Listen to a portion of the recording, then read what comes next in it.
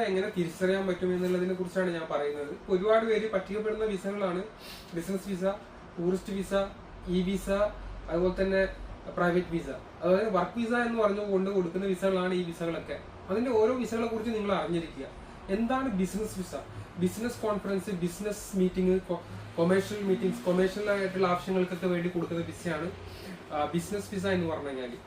ഈ വിസ എന്ന് പറഞ്ഞു കഴിഞ്ഞാൽ ഇലക്ട്രോ ബയോമെട്രിക് വിസ. 16 ദിവസത്തേക്ക് റഷ്യയിൽ വിസിറ്റ് ചെയ്യാൻ വേണ്ടിയിട്ട് കൊടുക്കുന്ന വിസയാണ് ഇലക്ട്രോ ബയോമെട്രിക് വിസ, അതായത് എക്സ്പ്ലോർ ചെയ്യാൻ വേണ്ടിയിട്ട്. അതുപോലെ തന്നെ മറ്റൊരു വിസ എന്ന് പറഞ്ഞു കഴിഞ്ഞാൽ ടൂറിസ്റ്റ് വിസ. എന്താണ് ടൂറിസ്റ്റ് വിസ? ടൂറിസ്റ്റ് വിസ എന്ന് പറഞ്ഞു കഴിഞ്ഞാൽ റഷ്യയിലേക്ക് 28 ദിവസത്തേക്ക് കിട്ടുന്ന ഒരു വിസയാണ് ടൂറിസ്റ്റ് വിസ. അതുപോലെ തന്നെ അതും റഷ്യ സന്ദർശിക്കാൻ വേണ്ടി കൊടുക്കുന്ന വിസയാണ്. എന്താണ് പ്രൈവറ്റ് വിസ? പ്രൈവറ്റ് വിസ എന്ന് പറഞ്ഞു കഴിഞ്ഞാൽ നിങ്ങൾക്ക് ഫാമിലി റിലേറ്റീവ്സോ അങ്ങനെ ഫ്രണ്ട്സോ അങ്ങനെ ആരെങ്കിലും ഉണ്ടെങ്കിൽ റഷ്യയിലുണ്ടെങ്കിൽ അവർ മുഖാന്തരം നിങ്ങൾക്ക് ഒരു ഇൻവിറ്റേഷനോ പ്രഗ്ലഷേനിയ എന്ന് പറയും റഷ്യയിൽ, അത് കിട്ടിക്കഴിഞ്ഞാൽ വരാൻ പറ്റുന്ന ഒരു വിസയാണ്.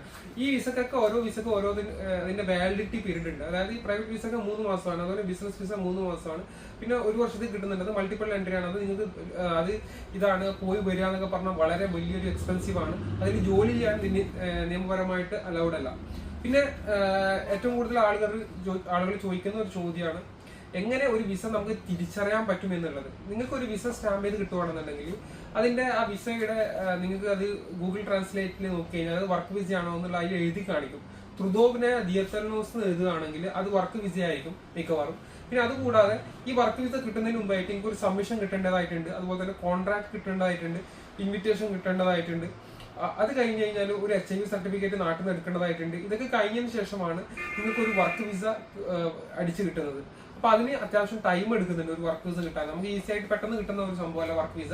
ബാക്കിയുള്ള വിസകളും നമുക്ക് പെട്ടെന്ന് തന്നെ റഷ്യയിലേക്ക് കയറി വരാൻ കിട്ടുന്ന വിസയാണ്. പക്ഷെ അതിൽ നിങ്ങൾക്ക് ഇവിടെ കണ്ടിന്യൂ ചെയ്യാൻ പറ്റില്ല, വർക്ക് ചെയ്യാൻ പറ്റില്ല ലീഗലി ആയിട്ട്. അപ്പോൾ ഈ കാര്യങ്ങളൊക്കെ അറിഞ്ഞിരിക്കുക. പിന്നെ സ്റ്റുഡന്റ് വിസയെ കുറിച്ച് ഞാൻ നേരത്തെ പറഞ്ഞിട്ടുണ്ടായിരുന്നു. അപ്പോൾ എന്തെങ്കിലും വീഡിയോ ഇഷ്ടപ്പെടാൻ ലൈക്ക് ചെയ്യുക. ഇങ്ങനെ നല്ല ഇൻഫോർമേറ്റീവ് ആയിട്ടുള്ള അറിവുമായി കാണുന്നവരെ എല്ലാവർക്കും ഗുഡ് ബൈ.